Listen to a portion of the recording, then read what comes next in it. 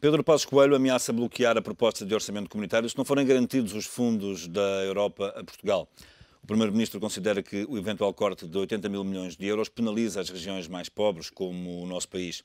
Apesar desta determinação, a oposição não ficou convencida. António José Seguro voltou a acusar Passos Coelho de não defender os interesses de Portugal na Europa.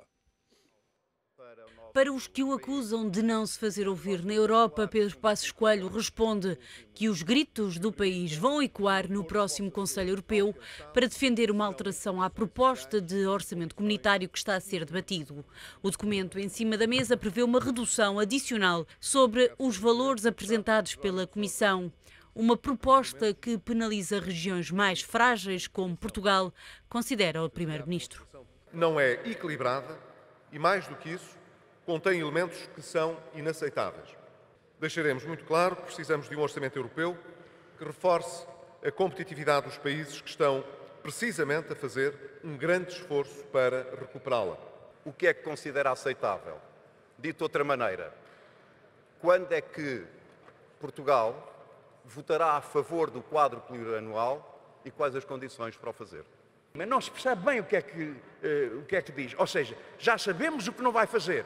Não sabemos o que é que vai fazer. Quando digo que é inaceitável para Portugal, quero com isto dizer, Sr. Deputado, que bloquearia uma decisão do Conselho que tivesse essa proposta como resultado final. Um governo que impõe tantos cortes no seu próprio orçamento, tantos sacrifícios ao seu próprio povo, não é um governo que tenha qualquer autoridade para contestar, combater e contrariar cortes noutros orçamentos e no orçamento comunitário. Uma submissão perante a Troika que Passos Coelho rejeita. Portugal precisa de fundos europeus para fazer a reforma do Estado e já avisou os credores. Afirmaremos sem ambiguidades que a reforma do Estado constitui uma peça fundamental na modernização dos nossos países e que também requer um enquadramento financeiro europeu. Para pagar a reestruturação da administração pública que implica resolver o problema dos funcionários sedentários, por exemplo. Passos Coelho é contra o corte do orçamento europeu plurianual, mas está aberto a negociações realistas, diz. O que o Sr. Primeiro-Ministro está a dizer em alto e bom som, para que toda a gente na União Europeia ouça, que uma proposta de redução do quadro financeiro 2014-2020 na União Europeia é uma boa base de trabalho. Se é uma boa base de trabalho, significa que é aceitável. Se o governo português bloqueará um entendimento em Bruxelas, se não obtivermos um aumento de 5% na base do orçamento europeu, eu digo, Sr. Deputado, não bloquearei. Estamos esclarecidos quanto à ambição da Europa, em que o senhor se inclui, e quanto à ambição dos líderes europeus que neste momento assumem as lideranças dos respectivos governos. A começar na sua correligionária e orientadora, a Sra. Merkel. Em cima da mesa do Conselho Europeu Extraordinário de quinta e sexta-feira está a proposta da Comissão de mobilizar 1.033 milhões de euros para o orçamento de 2014 a 2020. Corresponde a um aumento de 5% das atuais verbas comunitárias. O Reino Unido está contra e exige o congelamento do valor, mas vários Estados entre os 27 vão mais longe e pedem cortes, numa altura em que se exige contenção na Europa. Jaime Quezado e Pedro Sousa Carvalho são convidados deste Enfoque. Hoje não podemos contar com a participação de Eduardo Cabrita e Adolfo Mesquita Nunes, estão retidos na Assembleia da República. Meus senhores, muito obrigado pela vossa presença. Jaime, justifica-se esta atitude mais musculada da parte do Primeiro-Ministro? Sim, eu penso que sim, ou seja, estamos aqui a conversar. O Conselho Europeu da manhã é um conselho muito importante, porque de facto amanhã vai se iniciar a discussão daquilo que vai ser o novo quadro económico comunitário, o CELB-QEC. E, portanto, de facto, aquilo que está em cima da mesa por parte da proposta é no sentido de, efetivamente, as regiões mais pobres, e Portugal, no fundo, na Europa, acaba por ser uma região grande, serem bastante penalizadas. Nós temos que perceber que, como muito bem disse o Primeiro-Ministro, o processo de reforma do Estado que está a ser discutido e que foi proposto pelo FMI, que vamos também, penso eu, falar a seguir, terá que ter uma base de sustentabilidade financeira muito forte. E Portugal, neste momento, não tem orçamento interno que permita avançar com um projeto de tão grande monta.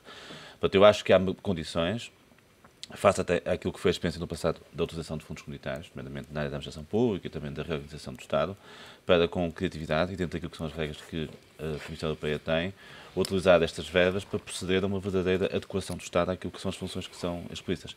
E, portanto, é muito importante que, efetivamente, no início da discussão que amanhã começa, fique claro que, efetivamente, Portugal está a executar um caminho para essa convergência, para essa reorganização do seu Estado, mas precisa de financiamento para isso e, portanto, está fora de causa que Portugal possa ser penalizado do ponto de vista financeiro neste novo quadro. Portanto, o Primeiro-Ministro tem, de facto, que ter uma posição muito dura e tem que defender os interesses do país nessa perspectiva. E essa posição pode ir, no limite, até um veto? A ver, eu diria que... Algo que nunca aconteceu, não é? A ver, a questão é a seguinte, a negociação é um processo sempre muito complicado. Costumo dizer, aliás, que negociar é sempre um exercício que muitas vezes tem variáveis que são incontroláveis. As coisas estão muito difíceis. Nota-se, de facto, ao contrário de anos anteriores, uma situação de profunda tensão naquilo que são as expectativas, nomeadamente da Alemanha e dos países mais ricos em relação à sua contribuição para o orçamento, até porque, como sabemos, a Europa vive uma crise muito grande.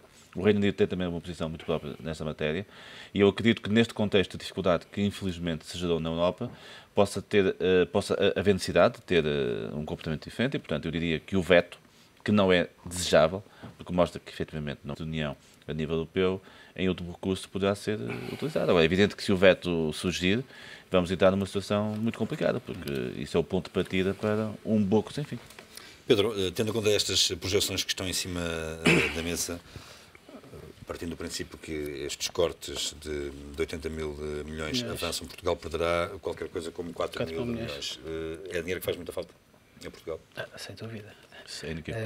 Nesta altura, aliás, se pensarmos que nós nesta altura estamos a discutir a reforma do Estado e que é justamente esse montante. O valor que depois tem sido da mesa, que esse montante não pode ser diretamente utilizado nos 4 milhões que nós precisamos para o déficit, não é? Mas pronto, claro, há aqui uma certa equidade, não é? Por acaso, até uma coisa, não estava a pensar nisto, mas é que uma coisa até pode ter a ver com outra, porque o próprio PSD já, nas conversas que teve com a Troika, já deu indicações de que poderia querer fazer uma coisa que não se faz, que é utilizar os fundos comunitários de uma forma direta para ajudar à reforma do Estado, nomeadamente através de duas formas possíveis, que ainda não é possível, mas que o PSD pôs em cima da mesa. Uma é financiar diretamente as indemnizações em caso de rescisão mútua na função pública e a outra é, eventualmente, arranjar uma forma de colocar os trabalhadores na mobilidade especial e através de usar fundos comunitários com programas através de programas de formação, digamos assim, era uma forma encapotada mas no final da reunião com a Troika, como participar o salário. Miguel Frasquilho afirmou que os elementos da Troika manifestaram uma abertura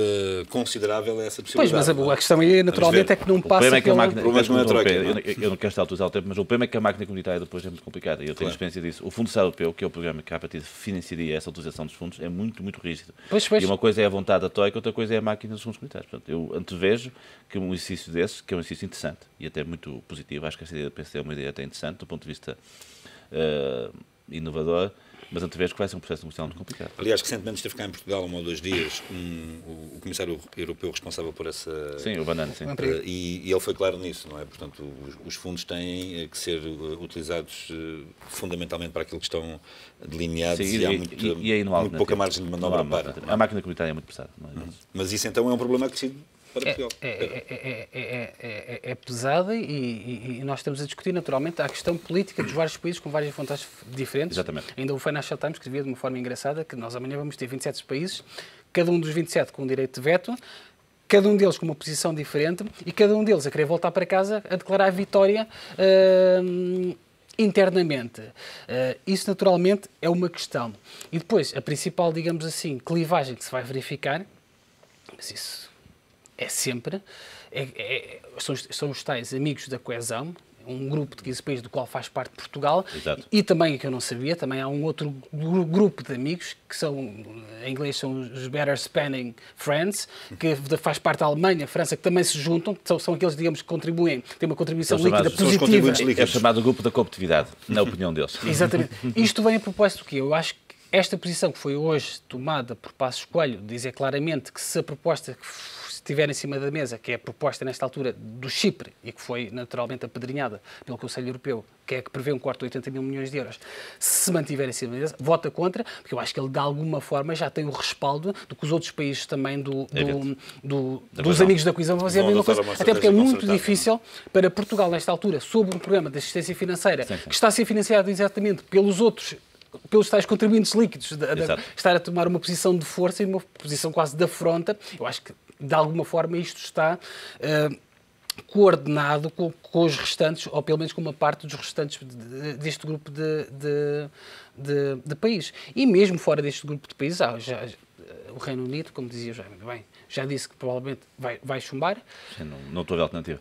A Dinamarca já disse que vai chumbar, a Holanda já disse que vai chumbar, a Finlândia... Depois há casos contraditórios, que é, por exemplo, o caso da Finlândia, que é engraçado. A Finlândia faz parte dos países ricos, que são os contribuintes líquidos. Certo. Ou seja, e ela naturalmente mas é um país que teve uma evolução países... muito recente em termos de coesão, porque é um país que há pouco tempo veio da União Soviética, ou esteve na União Soviética. É exatamente onde eu ia chegar, ou seja, a Finlândia é um dos países que defende o corte nos fundos comunitários, mas não naquela parte dos fundos comunitários que apoia, digamos, as regiões, os países em que, digamos, há uma maior dispersão de população, que é a parte que lhe interessa. Sim. Ou seja, cada país, naturalmente, vai... João, só mais uma coisa que é importante perceber, que é o seguinte. Nós, neste último quadro comunitário, que termina agora no final de 2014, já só tivemos 3 regiões elegíveis, como sabemos, né? Claro. Que foi o Norte, o Centro e o Alentejo. Portanto, Lisboa já não tem praticamente fundos comunitários e o Algarve, por mais caricato que pareça, porque, de facto, dizer que o Algarve é uma região da linha da frente em termos de competitividade também é um conceito muito diário. A forma como está a ser negociado e pensado o que é que, também do ponto de vista dos impactos territoriais, é muito importante. Porque nós temos que perceber que esta intervenção que o PSD está a propor, e muito bem, do ponto de vista de correção da reforma do Estado, vai ter impacto sobretudo em Lisboa. E nós sabemos que Lisboa, do ponto de vista de elegibilidades, já é uma região quente. Portanto, nós vamos ter aqui problemas, do ponto de vista processual, que são problemas muito complicados. É que a reforma do Estado, de facto, vai ter o seu impacto sobretudo em Lisboa, onde está a máquina do Estado, ou seja, os ministérios, onde está o excesso de pessoas que nós temos, feliz ou infelizmente, a ir a 5 de outubro e esses sítios todos, e fazer ali os cortes cirúrgicos. E, de facto, vai ser preciso também fazer um trabalho adicional, que eu acho que é possível, mas que tem que ser tecnicamente trabalhado, de facto demonstrar que numa região que tem impactos do ponto de vista de crescimento mais elevados, esta situação é compaginável com a regra dos fundos comunitários. Portanto, isto vai ser, de facto, um exercício muitíssimo complicado do ponto de vista técnico. E há quem diga que Portugal, enfim, fruto da atual conjuntura, não preparou devidamente a negociação deste acordo, até porque há regras importantes, como referiu, que mudam, tecnicamente muito complexas e... Não, eu diria que face à situação de incerteza política que nós temos já tivemos aqui Europa, neste estúdio vários alertas nesse sentido. Não, acho que a preparação do QCA3 e do CREN foi uma preparação mais calma e mais pensada, porque também houve mais tempo para isso. Nós não tínhamos um programa de assistência técnica, portanto, digamos, a estabilidade política de um país na altura, estamos a falar, portanto, na altura do Engenheiro António Guterres e depois também do José Sócrates, era maior, havia maiorias, portanto, não havia uma situação de crise, e portanto, se calhar não houve aquela calma que se exige neste tipo de momentos para refletir um pouco sobre a forma como as coisas têm que ser pensadas. E, portanto, se calhar também desse ponto de vista...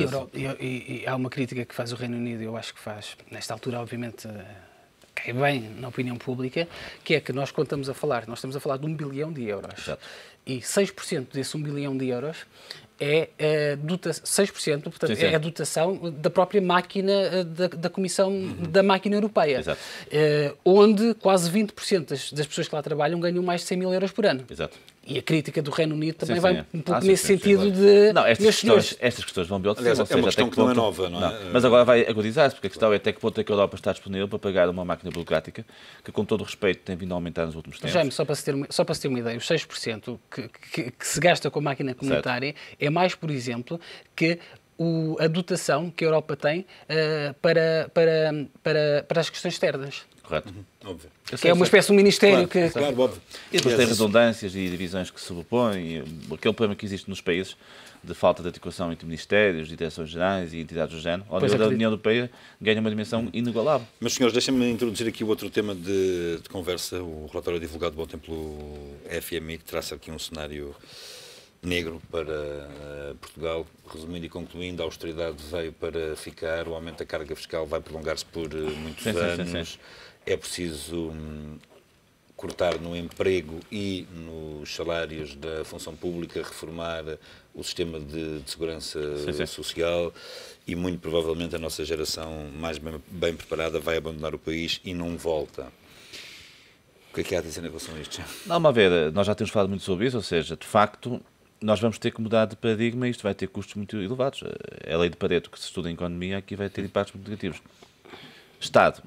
Não há dúvida que, de facto, nós vamos ter que fazer cortes muito grandes ao nível do emprego do Estado. Ou seja, nós temos, no mínimo, 100 mil pessoas a mais. E estão identificadas onde elas estão. E, portanto, 100 mil pessoas a mais significa, de facto, aumentar o desemprego e ter custos do ponto de vista daquilo que estão onde, já? Onde é que estão? Não, eu acho que é claro onde é que estão sobretudo na educação, estão sobretudo... 2/3 da despesa do Estado com pessoal é professores e depois, médicos, onde é que estão? Depois temos médicos. muita gente do Ministério da Agricultura também. Agora, ou seja, eu acho que existem... Mesmo assim, o Ministério da Agricultura é um dos maiores contribuintes, entre aspas, sim. para o regime de mobilidade, não é? Sim, mas da mobilidade só estão outro para aí aspecto que me- 1.300 outro pessoas. aspecto que me preocupa é a questão A dos- mobilidade é um fracasso, não é? Já, o que é que acha? É um fracasso porque há falta de... há falta de mobilidade mental e de mobilidade física. Deixa-me falar agora da questão dos talentos. Eu esta semana falava com um conhecido gestor de uma multinacional portuguesa, de uma multinacional em Portugal, que basicamente decidiu com os headquarters ir trabalhar lá para fora. Porque ele está, de facto, num escalão de rendimento total, que a partir do próximo ano, se não tivesse tomado essa atitude, ia, de uma forma direta, entregar ao Estado 60%. E, portanto, de facto, o que nós vamos ter nos próximos tempos é ao nível daquilo que são os maiores talentos que nós temos nas multinacionais, em algumas empresas de referência, aqueles que têm essa possibilidade, e muitos estão a ter essa possibilidade, de facto, de ir para fora. Isso vai ter um efeito muitíssimo negativo do ponto de vista da qualidade Mas, social. o que é preocupante aqui nestes dados do Fundo Monetário Internacional é que não há saída. Diga? Não há saída. Não, não há saída. A saída Não se vislumbra aqui, a saída é a saída que é conhecida, que é a saída da competitividade, é aumentar as prestações, captar investimento, produzir um novo paradigma da economia, só que isso demora muito tempo. Esse é que é o problema.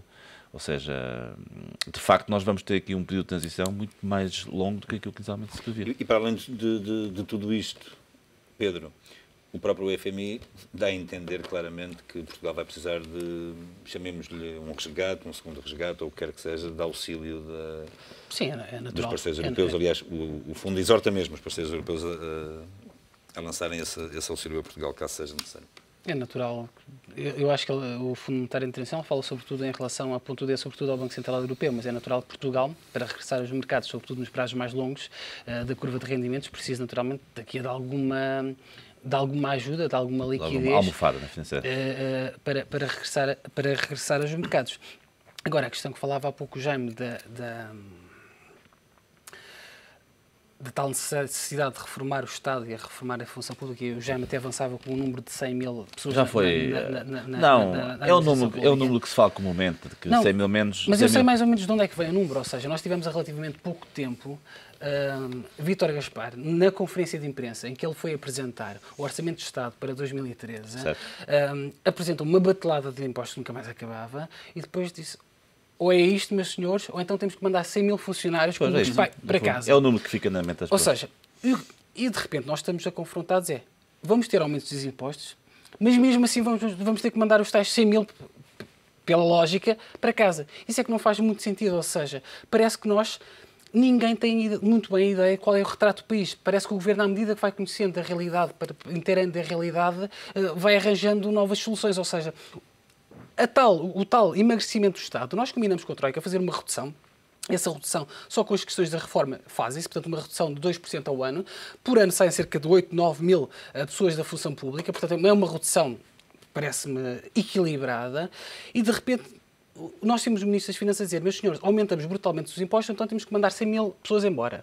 E agora, vamos aumentar mesmo assim os impostos e mesmo assim vai-se mandar estas pessoas, ou pelo menos está-se a tentar mandar estas pessoas, só ainda não se mandou porque não se tem dinheiro para se mandar. Para se mandar 100 mil pessoas para casa, só em rescisões amigáveis, sim. E tendo em conta a indemnização básica, 12 meses, que é o que prevê agora a lei, se bem que os funcionários públicos ainda retroativamente têm direito a mais, estamos a falar de 2 mil milhões de euros. Sim. É esse o nome.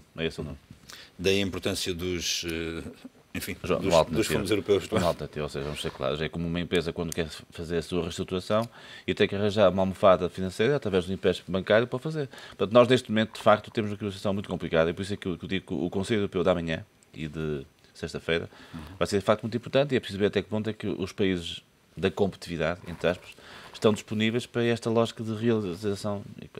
Eu vejo isto de facto muito complicado. Se não houver aqui um equilíbrio entre as partes, podemos ter aqui uma situação muito complicada, além do caso da Grécia, né? Porque a Grécia pode ser uma bomba detonada. Se efetivamente a Grécia não conseguir agora, em tempo útil, receber este reembolso que precisa urgentemente para conseguir sobreviver enquanto país, nós podemos ter aqui uma situação do ponto de vista político e social que, de certa forma, pode ser muito mais grave do que se pensava, né? E, portanto, vamos ver o que é que vai acontecer. Eu acho que vai haver bom senso, como sempre, e vai chegar a uma situação de equilíbrio. Mas que vai demorar, vai, e que vai ser tudo, vai.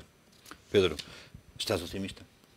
Não, eu concordo completamente com o Jaime, ou seja, eu acho que, amigos à força, ou seja, vai haver uma solução. Agora, receio seja aquilo que diga já, ou seja, que vai ser como uma resolução da crise. Nós tivemos 30 ou 40 cimeiras, eram todas as determinantes. E vamos começar a ter também conselhos, neste caso, portanto, são conselhos europeus, também extraordinários para até que isto vá ao sítio.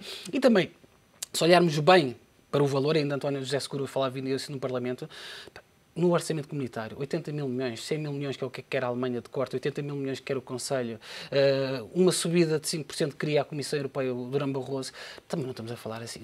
O problema é o princípio. O problema é o princípio. O problema é, eu tenho família na Alemanha, o problema é que as sociedades destes países a competitividade... Eu percebo, e a sua família vai votar no próximo ano, em setembro... Nas próximas eleições. Se tiver lá a família condicionada, vai ter que votar.